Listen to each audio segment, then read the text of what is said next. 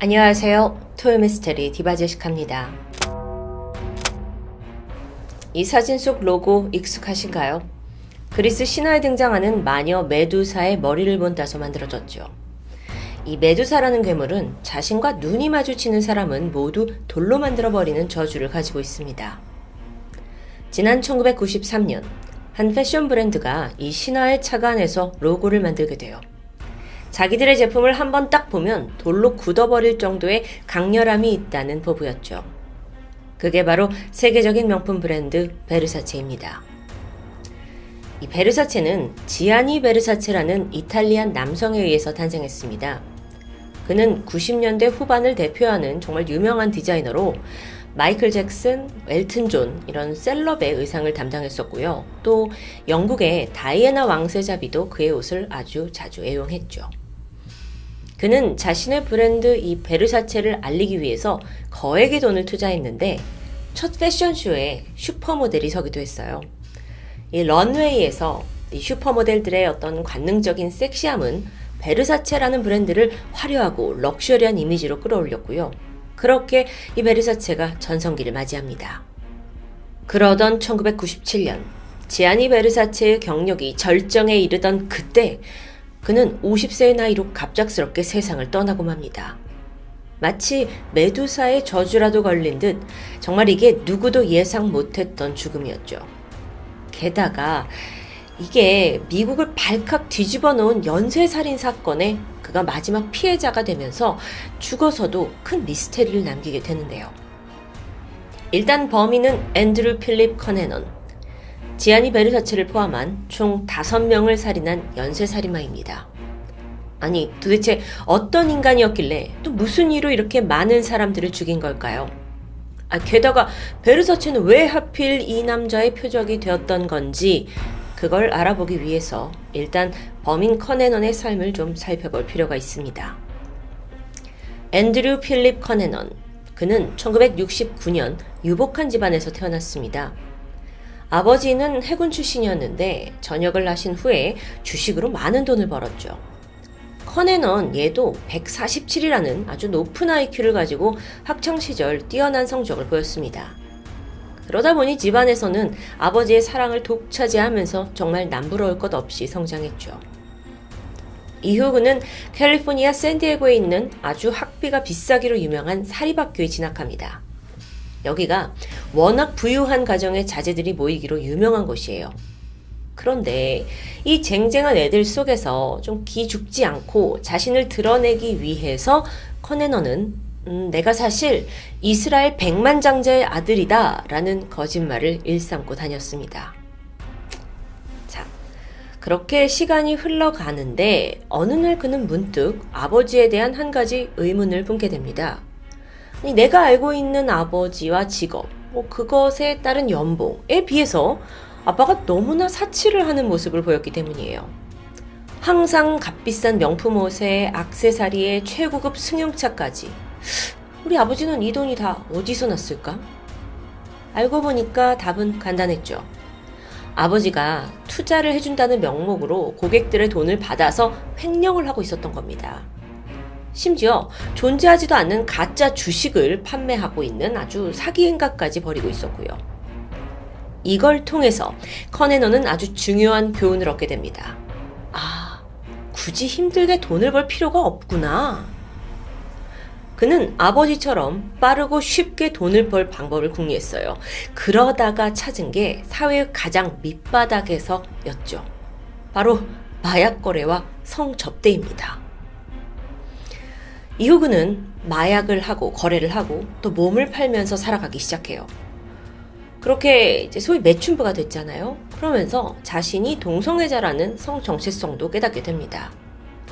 머지않아 이게 가족들에게 알려졌는데 특히나 해군 출신이던 아버지는 정말 길길이 날뛰었죠. 어릴 적부터 똑똑하고 부족할 거 없이 다 키운 아들인데 자기 자부심이었는데 갑자기 매춘부의 동성애자? 이게 아버지는 받아들일 수 없었던 겁니다. 결국 커네넌은 이 아버지와의 큰 갈등 끝에 대학을 자퇴했고 그 길로 집을 떠나 샌프란시스코로 이주합니다. 자, 이렇게 부모의 통제에서 벗어나 자유를 얻은 그는 더 화려하고 또 위험한 반문화에 빠져들어요. 마약 파티와 또 문란한 성생활을 마음껏 즐겼죠. 돈을 벌기 위해서라면 부유한 돈 많은 노인들한테 자신의 성을 파는 걸 마다하지 않았고요. 그 대가로 받게 되는 높은 용돈에 아주 만족스러워했습니다. 실제로 그는 당시 한 달에 300만 원이 넘는 돈을 이렇게 벌었고 거기에 고급 자동차와 여행도 덤이었고요. 하지만 이 삶은 그리 오래가지 못했습니다. 1997년 커넨원을 이렇게 은밀한 애인으로 후원하고 있던 블라치포트란 사람이 있었는데 얘한테 이별을 통보당하면서부터였죠. 이유를 들어보니까 커넨원이 더 이상 외모를 가꾸지 않아서 매력적이지 않아 찬다는 겁니다. 근데 이게 커넨원한테는 굉장히 큰 충격이었어요.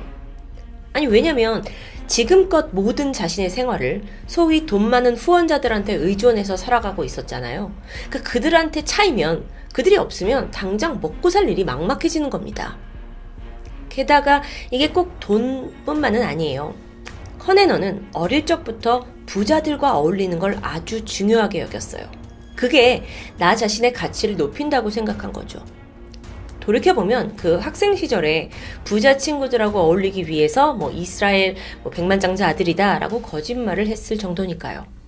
그러니까 이 사람한테 상류 사회에 내가 속해 있는 건 아주 큰 자부심이에요. 근데 그 굴레에서 내가 쫓김을 당했다? 그러자 커넨원이 훅 무너집니다. 이제 나한테 남은 게 아무것도 없다면서 크게 좌절했죠. 그리고 이 상황을 벗어나기 위해 해결책을 생각하다가 떠오른 두 명의 사람이 있었습니다. 가장 먼저는 전 남자친구였던 제프리 트레일이었고요. 또 데이비드 매디슨이에요. 우선 이 제프리는 전 연인이자 친구였어요. 동시에 비즈니스 파트너이기도 했고요. 과거 커넨원이 이 사람한테 함께 마약을 팔자라고 제안을 했었는데 그때는 거절을 했다고 해요. 근데 이번에 잘 설득해서 관계를 회복한다면 함께 마약을 팔면서 돈을 벌 수 있을 거라고 생각했던 거죠. 또 그 두 번째 데이비드라는 사람은 커넨원이 인생에서 가장 사랑했던 사람이라고 볼 수 있습니다. 룸메이트 증언에 따르면 커넨원에게 데이비드는 정말 삶 그 자체였다고 해요. 그래서 데이비드를 위해서 모든 걸 포기하고 다른 곳으로 이사를 하려고 하기도 했을 정도니까요. 그래서 커넨원이 어떻게 생각을 하냐면 내가 그렇게 열렬히 사랑했던 사람과 다시 만난다면 내가 정신적인 안정을 얻을 수 있을 거라고 여겼던 것 같습니다. 1997년 4월 커넨원은 미네소타에 있는 데이비드의 집으로 향했습니다. 이때 제프리도 불러서 함께 데려갔죠. 이 모두가 모인 자리에서 다 관계를 회복하고 비즈니스도 하고 사랑도 찾고 모든 걸 바로잡고 싶었던 것 같아요. 그렇게 세 사람이 마주 앉았죠. 하지만 분위기는 뜻대로 흘러가지 않았습니다. 아니 일단 이 두 사람이 커넨원을 그렇게 달갑게 여기지 않는 거예요. 그리고 야야 우리가 같이 해보자 라는 제안도 모두 거부를 하게 되죠. 자, 그러니까 커넨원이 화가 치밀어 오르기 시작합니다. 아니 내가 지금 상황이 이렇게 안 좋은데 마지막 기회라고 생각했던 두 사람마저 자기를 저버린 것 같았어요. 그래서 이 끓어오르는 분노를 주체할 수 없게 되죠. 그래서 이때 망치를 집어들더니 제프리를 내리칩니다. 무려 27번이나요. 아니 이게 너무나도 순식간에 벌어진 일이었어요. 그래서 그 데이비드 집이었잖아요. 데이비드가 너무 놀래서 아무것도 할 수 없었거든요. 이때 커넨원이 데이비드를 쳐다보면서 말하죠. 너 나 도와줄 거지? 데이비드는 상황이 너무 두려웠고 이게 자칫 잘못하면 자기도 죽을 수 있잖아요. 그래서 커넨원을 도와서 제프리의 시신을 양탄자에 마른 후에 벽장 안에 숨기게 됩니다. 이후에 함께 데이비드의 차를 타고 도주를 시작하게 되죠. 와, 정말 순식간에 일어난 살인이었습니다. 두 사람이 갑자기 도주를 하게 됐고요. 한참을 달려서 어느덧 76km 정도 떨어진 러쉬 호수라는 곳에 도착해요. 그 사이에 이제 데이비드는 두려움도 어느 정도 가라앉고 점점 이성을 되찾았어요. 아, 그럼 뭐예요? 지금 이거 도망가야 되잖아요. 그래서 도주를 결심하고 잠깐 차에서 내려서 커넨원이 틈을 보인 사이 마구 뛰어서 도망치려던 순간 총성이 울렸습니다. 커네넌이 데이비드 몰래 권총을 챙겨온 거예요. 그래서 그 자리에서 데이비드의 등과 머리를 쐈고 데이비드는 즉사합니다. 자, 두 번째 살인이었어요. 이후에 커네넌은 다시 그 데이비드의 차를 몰고 유유히 사라졌고요. 아니, 하룻밤 사이에 두 건의 연쇄살인이 벌어졌습니다. 자, 경찰의 입장에서는 처음 이 제프리의 시신이 데이비드 집에서 발견되었잖아요. 그래서 데이비드가 범인이 아닌가 추정했습니다. 그런데 또 얼마 못 가서 데이비드의 시신까지 발견이 된 거죠. 경찰이 집을 수색을 하는데 거기에서 커네넌이 가지고 온 여행 가방 그리고 피 묻은 신발 자국을 발견합니다. 그러면서 얘가 진짜 범인이구나 하고 추격을 시작하게 돼요. 한편 커네넌은 이제 데이비드 차를 타고 계속 도주하기에는 잡힐 게 뻔하잖아요. 그래서 다른 차를 훔쳐야 했습니다. 그래서 막 기웃거리고 있었죠. 그러던 중 한 집이 눈에 들어왔어요. 노인이 혼자 청소를 하고 있었는데 이거면 되겠는데? 기회라고 생각을 했고요. 그 길로 곧장 노인을 습격합니다. 노인의 이름은 리 미글린. 72세였던 그는 이 커네넌과는 아무런 연관성도 없는 사람이에요. 그냥 그날 운이 좋지 않게 거기에 있었고 그의 차가 필요해서 벌어진 살인이었죠. 하지만요, 참 이상합니다. 이 죽음이 그렇게 단순하게 끝나지 않았어요. 생전 처음 보는 이 미글린은 아주 잔인하게 고문을 당했고 끝내 목이 잘려서 살해를 당했을 정도니까요. 심지어 사체를 차로 여러 번 밟아서 형태를 알아보기 힘들게 만들기도 했습니다. 아니, 이유 없는 살인도 모자라서 점점 이 사람이 광기의 살인을 보여주고 있는 거예요. 무섭죠? 자, 그렇게 미글린을 살해한 후 커네넌이 한 일은 또 더 기괴합니다. 그 미글린 집에 들어가더니 태평하게 샌드위치 만들어서 아이스크림하고 같이 먹고요. 또 면도도 하고 편안하게 휴식을 취해요. 자, 이후에 미글린의 차를 가지고 이젠 뉴저지로 이동했습니다. 그러면서 어떻게 하면 추격을 피할 수 있지? 하고 끊임없이 머리를 굴려요. 그러다 떠오른 곳이 공동묘지였습니다. 제 아무리 경찰이라도 공동묘지까지 수색을 하겠어? 라는 어떤 확신이 들었던 거예요. 그렇게 공동묘지에 도착해서 또다시 네 번째 살인이 벌어집니다. 피해자는 45살이었던 윌리엄 리즈, 아주 평범한 이 묘지 관리인이에요. 근데 커네넌이 윌리엄을 지하실로 끌고 가서요, 너 차키 내놓으라고 협박을 했죠?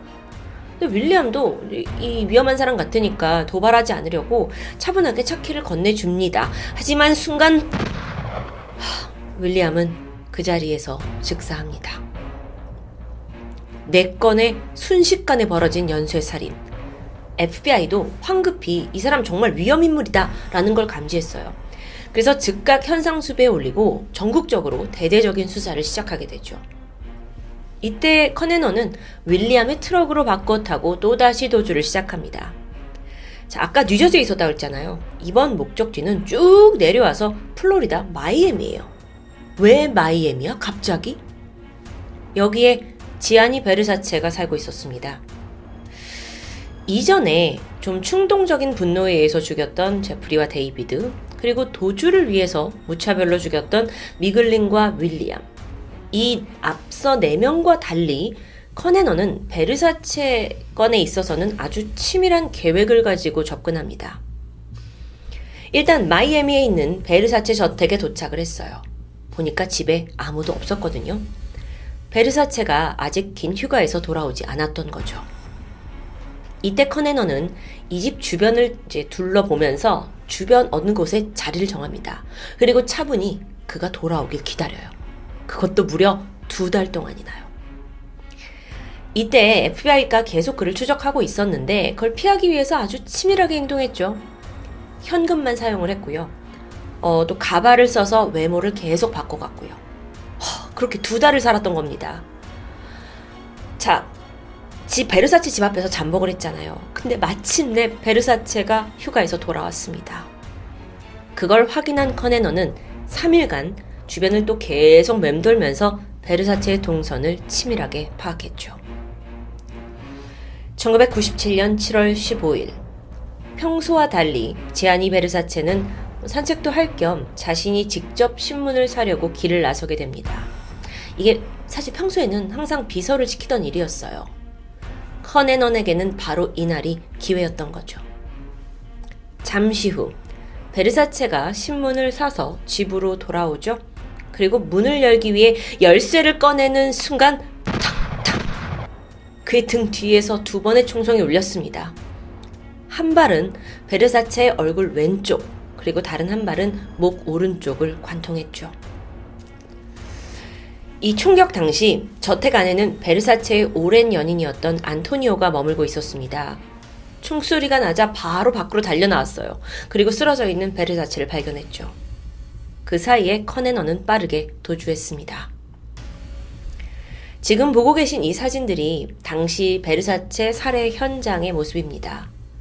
계단에 남아있는 혈흔과 또 벗겨진 슬리퍼가 그 급박했던 상황을 짐작하게 하는데요. 커네넌은 이제 5건의 연쇄살인범이었어요. FBI가 그 뒤를 바짝 쫓고 있었죠. 범행 당시 입고 있던 옷, 그리고 윌리엄에게서 훔친 트럭이 인근에서 발견되었습니다. 근데 정작 커네넌이 없어요. 그렇게 속절없이 시간이 흘렀는데 베르사체가 사망한 지 8일째 되던 날, 경찰에 신고 전화 한 통이 걸려옵니다. 마이애미 바닷가 인근에 있는 한 보트 정박시설 관리자였거든요. 근데 이 어떤 시설에 자물쇠가 부러졌고 내부에 누군가 침입한 것 같다라는 신고예요. 심지어 안에서 총성까지 들렸다는데요. 경찰은 초기 발동했죠. 그리고 즉각 특수기동대까지 동원을 해서 이 현장을 급습합니다. 조심스럽게 안으로 진입을 하자 눈앞에 펼쳐진 건 총으로 머리를 쏴서 스스로 생을 마감한 커네넌이었습니다.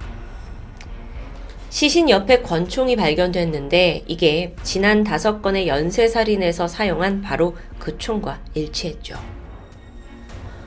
와, 미 전역에서 발생한 연쇄살인, 게다가 유명인까지 죽인 이 범인이 이렇게 허무하게 삶을 마감하면서 언론이 더 시끌벅적해졌습니다. 그런데 문제는 유서가 발견되지 않았다는 거예요.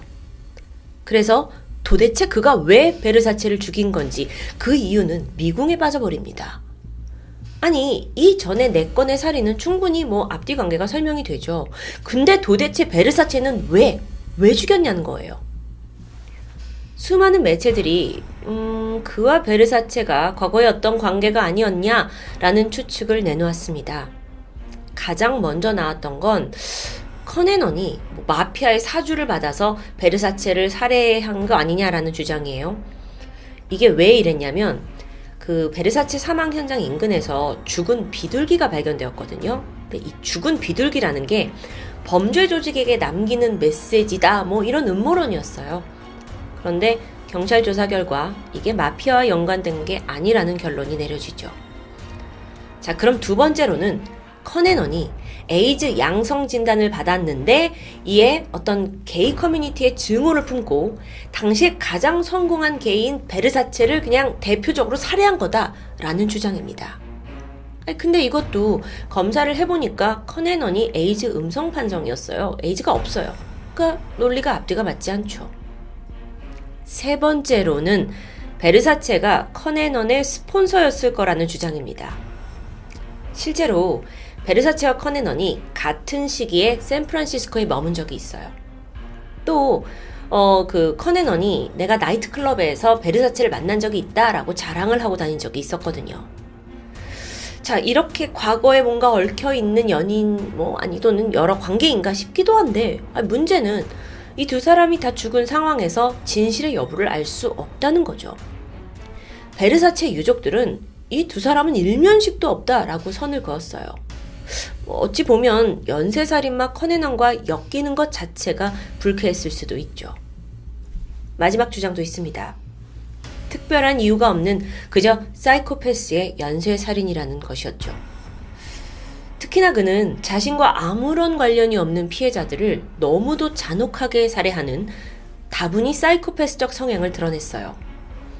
그러고 보니까 베르사체라는 사람은 당시 게이들 사이에서 가장 선망받고 성공했고 유명한 사람이에요. 그러다 보니까 약간 그 사람을 그냥 죽이고 싶었던 아무 이유 없는 그런 살인? 그래서 어찌 보면 커네넌이 자신의 삶과 비교해서 베르사체의 삶이 너무 화려하니까 그것을 질투해서 벌인 일이다 라는 분석도 있습니다. 또 유명인을 죽임으로써 뭔가 그 악명을 얻고 싶었던 것일 수도 있겠죠. 하지만 여러분, 이런 무수한 추리에도 불구하고 정확한 살해 동기는 지금껏 미스테리로 남아서 계속 회자되고 있는 상황입니다. 어쩌면 그 답을 진짜 알고 있는 사람조차 이젠 없을 수도 있죠. 커네넌의 무분별하고 아주 잔혹한 연쇄살인으로 인해서 90년대를 풍미한 재능 있는 디자이너를 잃게 된 불운의 사건. 범인을 찾긴 했지만 그는 입을 다문 채 찜찜하게 남아버린 희대의 미스테리한 사건이 되고 말았습니다. 지금까지 토요미스테리 디바제시카입니다.